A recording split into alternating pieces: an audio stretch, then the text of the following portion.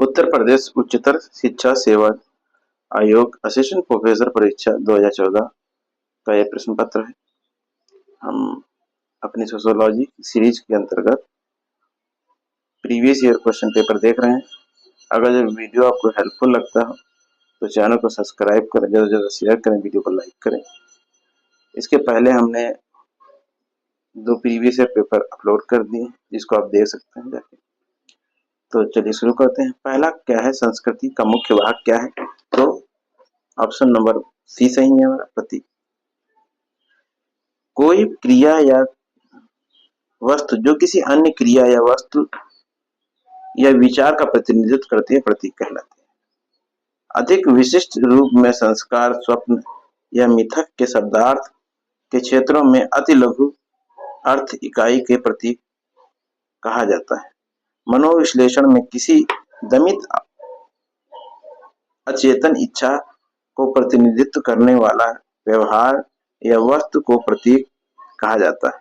मानव व्यवहार में प्रतीकों का महत्वपूर्ण स्थान होता है। इन प्रतीकों संकेतों का प्रयोग द्वारा मानव अपनी भावनाओं को एक दूसरे को संप्रेषित करते हैं। अभिवादन का कोई ढंग सम्मान को और कठोर बंधी हुई मुट्ठी का प्रदर्शन अवज्ञा क्रोध को प्रकट करता है। इसी कारण प्रत्येक संस्कृति का मुख्य भाग है। नेक्स्ट क्वेश्चन देखिए, किसने अपने सिद्धांत में अनुष्ठान की अवधारणा का उपयोग किया? तो कॉलिंस ने, आर कॉलिंस ने अपने सिद्धांत में अनुष्ठान की अवधारणा का उपयोग किया। अनुष्ठान के माध्यम से व्यक्ति समाज के संबंधों के प्रतिमानों में अपने आप को ठीक प्रकार से प्रतिनिधित्व करते हैं। अनुष्ठानों में क्रिया का महत्व है और इन क्रियाओं के द्वारा ही विश्वास पैदा होता है। नेक्स्ट देखिए, दुर्खिम ने 4 तरह की आत्महत्या का वर्णन किया है। इसमें 3 है, अहमवादी, परार्थवादी तथा आदर्श विहीनता। और नेक्स्ट इसमें जो पूछा गया है कि चौथी प्रकार कौन सी है, तो ये है भाग्यवादी आत्महत्या। दुर्खिम पहले व्यक्ति थे जिन्होंने समाजशास्त्र को किसी मोनोग्राफ में सांख्यिकी पद्धति को अपनाया। उन्होंने कहा कि जब आत्महत्या होती है तो इसका मतलब यह हुआ कि व्यक्ति ने समाज के दबाव को स्वीकार नहीं किया और उसके लिए उसके जीवन से बढ़कर और क्या हो सकता था, वो आत्महत्या कर लेता है। आत्महत्या इस तरह व्यक्ति और समाज के बीच संबंधों के दरार की अभिव्यक्ति है। आत्महत्या कोई व्यक्तिगत घटना नहीं, यह तो समाज द्वारा की गई व्यक्ति की मौत है। हत्यारा समाज है, व्यक्ति नहीं। नैतिकता और मूल्यों की उपस्थिति की जगह कानूनों की उपस्थिति होना आत्महत्या है। क्या कहा उन्होंने? अनैतिकता और मूल्यों की उपस्थिति की जगह कानूनों की उपस्थिति होना भाग्यवादी आत्महत्या है। नेक्स्ट देखिए, डेरेनडॉर्फ के अनुसार उत्तर पूंजीवाद समाज की विशेषता है। तो क्या विशेषता है उत्तर पूंजीवाद समाज की? ऑप्शन नंबर ए, ये हमारे सारे ऑप्शन सही हैं। क्या क्या है देखिए, पूंजी का अपघटन, श्रम का विभेदीकरण और हीरे समान वर्ग संरचना और संघर्ष का विनिमय और संस्थाकरण। जर्मनी में पैदा हुए समाजशास्त्री राल्फ डेरेनडॉर्फ आजकल ब्रिटेन के लंदन स्कूल ऑफ इकोनॉमिक्स संस्थान के निदेशक हैं। डेरेनडॉर्फ का प्रमुख योगदान वर्ग सिद्धांत या वर्ग संघर्ष और भूमिका सिद्धांत के क्षेत्र में है। डेरेनडॉर्फ ने संघर्ष के संरचनात्मक कारणों को ढूंढने का प्रयत्न किया। उनके अनुसार मात्र आर्थिक संबंधों से ही संघर्ष का कारण नहीं है, अपितु सत्ता शक्ति के संबंध भी संघर्ष को जन्म देते हैं। डेरेनडॉर्फ ठीक कहते हैं कि व्यक्ति शक्ति वैमनस्य का चिरस्थायी स्रोत है। उन्होंने कहा कि उत्तर पूंजीवाद समाज की विशेषता पूंजी के अपघटन, श्रम का विभेदीकरण, हीरे समान वर्ग संरचना तथा संघर्ष के विनियमन और संस्थाकरण प्रमुख कारण है। नेक्स्ट देखिए, C.W. मिल्स का संदर्भ दृष्टिकोण रखता है। तो ऑप्शन नंबर हमारा कौन सा सही होगा? सी, यानी कि 1 और 3, यानी कि जीवन वृत्ति और इतिहास, ये मिल्स के संदर्भ दृष्टिकोण है। तो C.W. मिल्स ने आधुनिक अमेरिका उग्रवादी रेडिकल समाजशास्त्री हैं। उन्होंने राजनीति में उग्र वामपंथ को समर्थन कर यथास्थिति समाजशास्त्रियों विशेषता तत्कालीन समाज के दिग्गज कहे जाने वाले संरचनात्मक प्रकारवादी इस समाजशास्त्री टलकर पार्सन का खुलकर आलोचना की और C.W. मिल्स के संदर्भ में दृष्टिकोण, जीवन वृत्ति और इतिहास। नेक्स्ट देखिए, लेवी स्ट्रॉस का अंतःक्रिया संरचनावाद आधारित है। किस पर आधारित है? तो ये यांत्रिक एवं सांख्यिकी पर आधारित है। लेवी स्ट्रॉस एक जटिल संरचनावादी कहे जाते हैं। उनका सिद्धांत मानव शास्त्रियों में पूरी तरह से गंभीरता से लिया जाता है। स्ट्रॉस ने संस्कृतिवाद को अपनी चरम सीमा पर पहुंचा दिया। लेवी स्ट्रॉस का अंतःक्रिया संरचनावाद यांत्रिक और सांख्यिकी प्रारूप पर आधारित है। नेक्स्ट देखिए, एक सूत्र का प्रघटना शास्त्र बल देता है। किस पे बल देता है? तो ये देता है बल अंतःवैश्विकता पर। एक सूत्र यूरोप में फांसीवाद को फैलाने के बाद सन 1939 में अमेरिका चले गए। यहाँ उन्होंने कुछ समय के लिए अंशकालिक रूप से अध्यापन का कार्य किया। बाद में वे वर्ष 1952 में पूर्णकालिक रूप में अध्यापन कार्य में जुड़ गए। सूत्र ने चेतना से हटकर अंतः विषयपरकता, इंटरसब्जेक्टिविटी, जीवन जगत, लाइफ वर्ड और हम और वे के संबंधों को अपने अध्ययन विवेचन का केंद्र बनाया। नेक्स्ट क्वेश्चन देखिए, मैक्स वेबर ने विस्तृत रूप में अपने सिद्धांत का विश्लेषण भारत के अध्ययन में किया, तो उपयुक्त सभी में किया, धार्मिक में, राजनीतिक में, आर्थिक पक्ष में, सब में। मैक्स वेबर की प्रतिष्ठा समाजशास्त्री साहित्य में बहुत ऊंची है। आधुनिक समाजशास्त्र में उन्होंने बहुत कुछ दिया है। किंग्सले डेविस तो यहाँ तक कहते हैं कि मैक्स वेबर आधुनिक समाजशास्त्र के जनक थे। वेबर ने पहली बार समाजशास्त्र को मनोविज्ञान के साथ जोड़ा। वेबर ने तत्कालीन जर्मन के नव कांतवादी संप्रदाय विल्हेम विडम बैंड और हेनरिक रिकॉर्ड से संबंधित है। में दीक्षित होने के कारण समाजशास्त्र को एक निर्वाचनात्मक इंटरप्टिव और अंतर्निरीक्षणात्मक इंट्रोस्पेक्टिव विज्ञान बनाने पर बल दिया। वेबर की कृतियों में भारतीय समाज का उल्लेख कई स्थानों पर मिलता है। जहां तक भारत में समाज और धर्म का प्रश्न है, वेबर ने अपनी तीसरी जिल्द में इसका उल्लेख किया। वेबर ने जाति व्यवस्था के जिस स्वरूप को देखा वह कई प्रक्रियाओं से निकल कर आती थी। सबसे पहले कबीले थे। कबीले आदिम जाति बने। सामाजिक संरचना का स्वरूप आगे बढ़ा, वर्ण आए और इसके आगे जातियां आई। वेबर ने विस्तृत रूप में अपने सिद्धांत का विश्लेषण में धार्मिक पक्ष, आर्थिक पक्ष और राजनीतिक पक्ष पर ज्यादा प्रकाश डाला। नेक्स्ट देखिए, अराजकतावाद पद्धति पर तर्क किस उत्तर आधुनिकतावादी विचारक ने किया? तो ये निरस्त कर दिया गया है। नेक्स्ट इसकी व्याख्या देख लेते हैं। सामाजिक व्यवस्था को बनाए रखने वाली दमनकारी सत्ता का अभाव, विशेषतः जब की सत्ता राज्य के हाथ में होती है, अराजकतावाद कहलाती है। इस पद्धति को तार्किक रूप में पक्ष को रखने फायरबैंड ने इस संबंध में कहा है कि प्रकृति विज्ञान में भी गन्वेषणा की कोई एक पद्धति नहीं और वहां भी शोधकर्ता पद्धतियों को बदलते रहते हैं। वास्तव में एक अच्छे और कुशल विज्ञान का महत्व एक पद्धति के अनुसार आधार पर खड़ा नहीं किया जा सकता। अतः उन्होंने कई वैकल्पिक पद्धतियों के प्रयोग पर बल दिया। उन्होंने इस स्थिति को ज्ञान मीमांसी अराजकता कहा और एक पद्धति के विपरीत इसे अराजकता का पक्ष लिया। विक्षेत्रीकरण की अवधारणा संबंधित है किससे? तो डी हार्वे से। विक्षेत्रीकरण अवधारणा का प्रयोग डी हार्वे ने किया।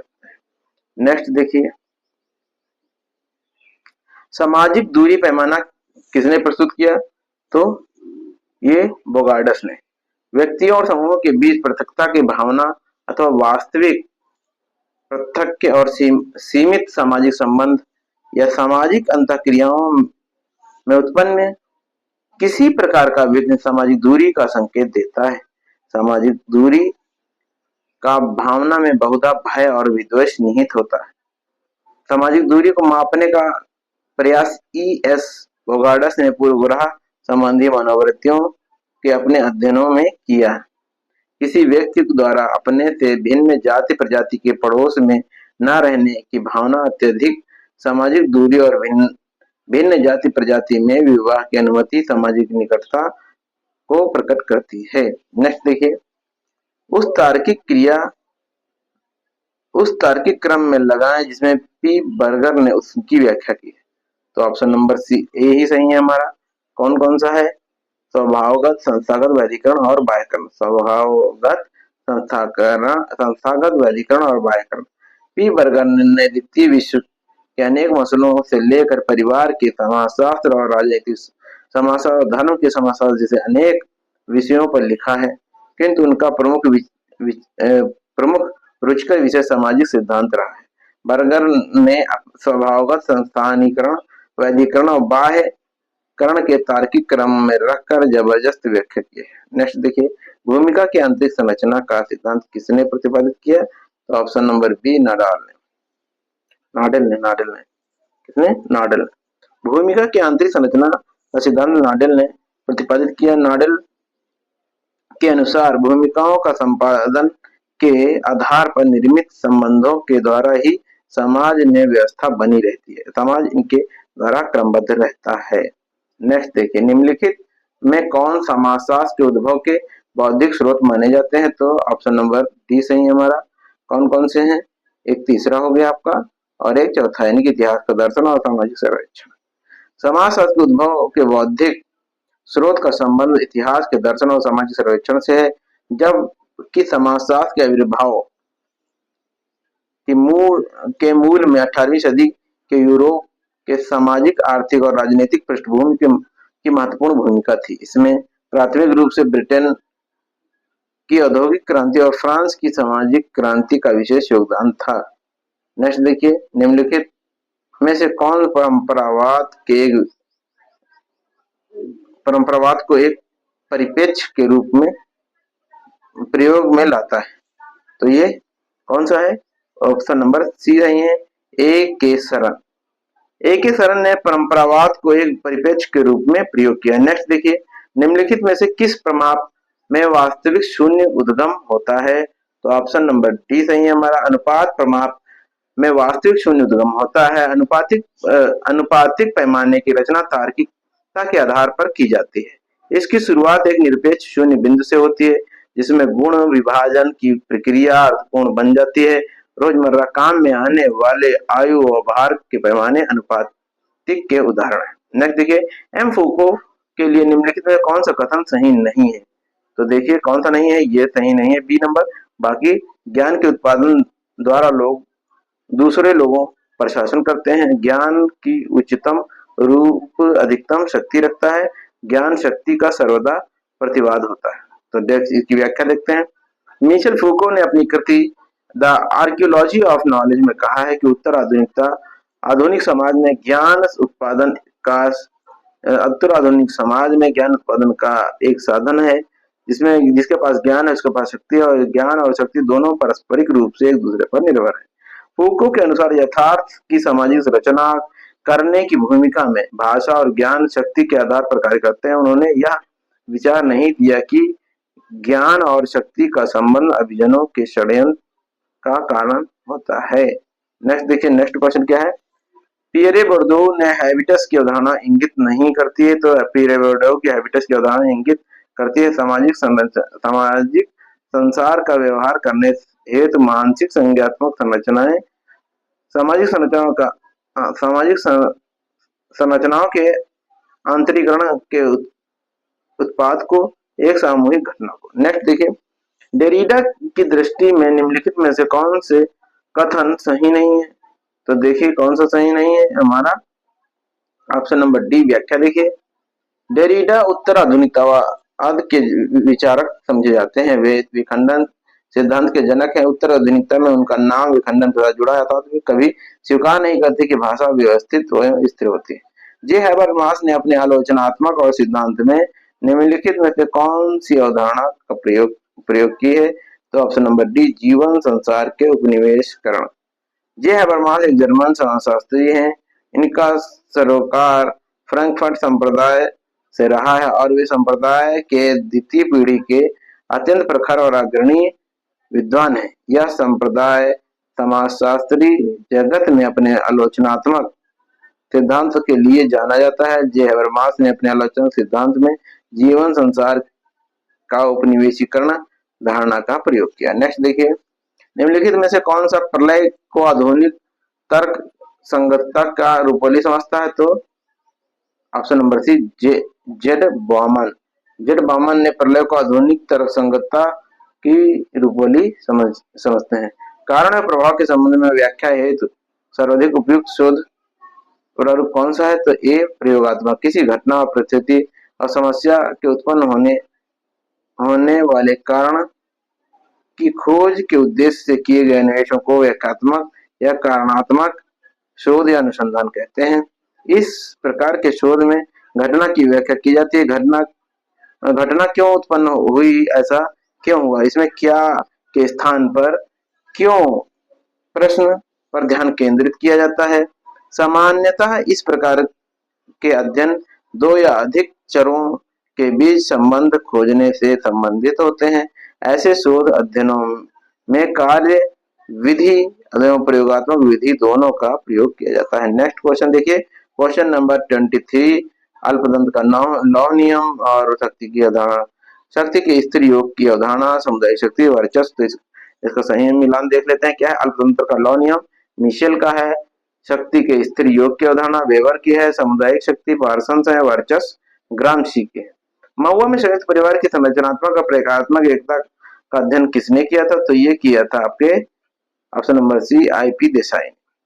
आईपी देसाई ने गणना भारत के समाजशास्त्र की प्रथम पीढ़ी के विद्वान से की जाती है। बोलचाल, वेशभूषा और रहन सहन में अत्यंत सरल, सौम्य और एक ठेठ कस्बाई गुजराती व्यक्ति होते हुए भी देसाई अध्ययन अध्यापन में अधिक गंभीर एवं अपने विषय के निष्ठागत विद्वान थे। उन्होंने अधिक नहीं लिखा, किंतु जो कुछ थोड़ा लिखा वह आज भी विभिन्न संदर्भों में उद्धृत, यानी कि विशेषता संयुक्त परिवार के बारे में जो उन्होंने लिखा किया जाता है। उन्होंने महुआ में संयुक्त परिवार की संरचनात्मक एवं प्रकारात्मक एकता का अध्ययन किया। नेक्स्ट देखिए, मार्क्स अपने उद्विकास के ढांचे में समाज को किस क्रम में व्यवस्थित किया है? तो ये इसको देखिए, मार्क्स ने अपने उद्विकास के ढांचे में ऐतिहासिक भौतिकवाद में समाज को के क्रम को इस प्रकार व्यवस्थित किया है। पहले क्या? आदिम साम्यवाद, सामंतवाद, पूंजीवाद, समाजवाद। आदिम साम्यवाद क्या है? आदिम साम्यवाद, सामंतवाद, पूंजीवाद एवं समाजवाद। नेक्स्ट देखिए, राजस्थान विलेज पुस्तक के लेखक कौन है? तो BR चौहान है, ऑप्शन नंबर ए सही है। तो BR चौहान भारत के जाने माने और उच्च कोटि के समाजशास्त्री थे। उन्होंने मेरठ विश्वविद्यालय में समाजशास्त्र विभाग की स्थापना की। उनकी प्रसिद्ध पुस्तक राजस्थान विलेज थी। निम्नलिखित में से किसने भारतीय समाज के अध्ययन में द्वंद्वात्मक उपागम का प्रयोग किया था? तो कौन है आपके? डीपी मुखर्जी। डीपी मुखर्जी मार्क्सवादी थे, किंतु वे स्वयं मार्क्सवादी के स्थान पर मार्क्सशास्त्री कहलाना अधिक पसंद करते थे। उन्होंने भारतीय इतिहास के अध्ययन में द्वंद्वात्मक उपागम का प्रयोग किया। उनके अनुसार परंपरा बनाम आधुनिकता, उपनिवेश बनाम राष्ट्रवाद, व्यक्तिवाद बनाम समूहवाद में द्वंद्वात्मक संबंध है। ये एक दूसरे को प्रभावित करते हैं और होते भी। नेक्स्ट देखिए, AR देसाई की राष्ट्रवाद को परिभाषा प्रेषित है? तो B, option number EH Carr थे। EH कार मार्क्सवादी विचारधारा के प्रति आजन्म प्रतिबद्ध रहे। भारतीय समाजशास्त्र अक्षय कुमार रमणलाल देसाई की गणना बंबई विश्वविद्यालय के प्रथम पंक्ति और देवा के अग्रणी समाजशास्त्रियों में की जाती है। देसाई का जन्म बड़ौदा के बहुत प्रसिद्धि परिवार में नाडी आर्ट में हुआ था। उन्होंने कानून की शिक्षा प्राप्त कर बंबई विश्वविद्यालय में समाजशास्त्र विभाग में घुरिये के निर्देशन में PhD की उपाधि प्राप्त की थी। AR देसाई की राष्ट्रवाद की परिभाषा EH कार से प्रेरित है। नेक्स्ट देखिए, किस भारतीय समाजशास्त्री ने सामाजिक संरचना भारतीय समाज का मूल्य व्यवस्था पर कार्य किया है, तो ये option number R Mukherjee. R K Mukherjee ने सामाजिक संरचना और भारतीय समाज के मूल्य व्यवस्था पर कार्य किया है। मूल्य संरचना द्वारा स्वीकृत ऐसी इच्छाएं और लक्ष्य हैं जिनका आंतरिकरण अनुकूलन सीखने या समाजीकरण की प्रक्रिया द्वारा होता है। नेक्स्ट देखिए, डी लर्नर ने अपनी पुस्तक पासिंग ऑफ ट्रेडिशन सोसाइटी किस परिप्रेक्ष्य में उपयोग किया था? तो ये किया था प्रसारवादी परिप्रेक्ष्य में। डेनियल लर्नर आधुनिकीकरण का अध्ययन करने वाले शुरुआती विद्वानों में से एक हैं। उन्होंने अपनी पुस्तक the passing of traditional society में अपना विचार प्रस्तुत किया। उनके अनुसार आधुनिकीकरण तार्किक एवं सकारात्मक अभिप्राय वाली एक वैश्विक प्रक्रिया है। यह प्रक्रिया नगरीकरण और साक्षरता में वृद्धि तथा जनसंचार माध्यमों में संगत विस्तार का परिणाम है।